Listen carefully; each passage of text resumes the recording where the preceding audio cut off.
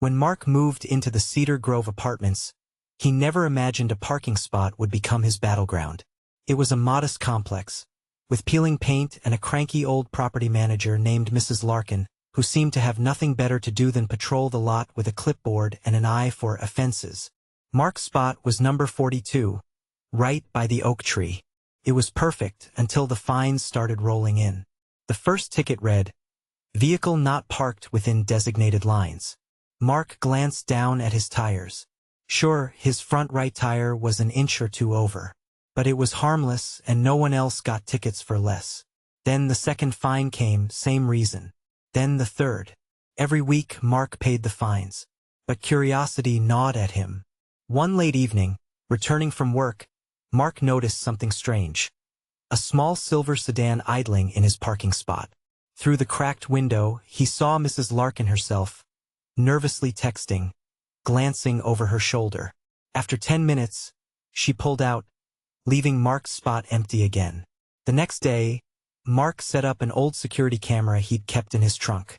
For a week, he recorded every movement in the parking lot. What he caught wasn't just Mrs. Larkin parking in his spot. She was meeting someone. A man in a suit, both looking around furtively. Whispered conversations. Handshakes. Exchanges of small envelopes. Mark's blood boiled. The woman who fined him relentlessly was blatantly abusing her power, and his parking spot was her private rendezvous. He didn't confront her immediately. Instead, he downloaded the footage and started making copies. At the next HOA meeting, Mark sat silently as residents complained about trivial rules and fines. Then, when Todd, the HOA president, asked if there were any new concerns, Mark stood. "I have evidence Mrs. Larkin is misusing the parking spots and possibly engaging in illegal activities during work hours." He played the footage on the projector. The room went silent. Faces turned from confusion to shock.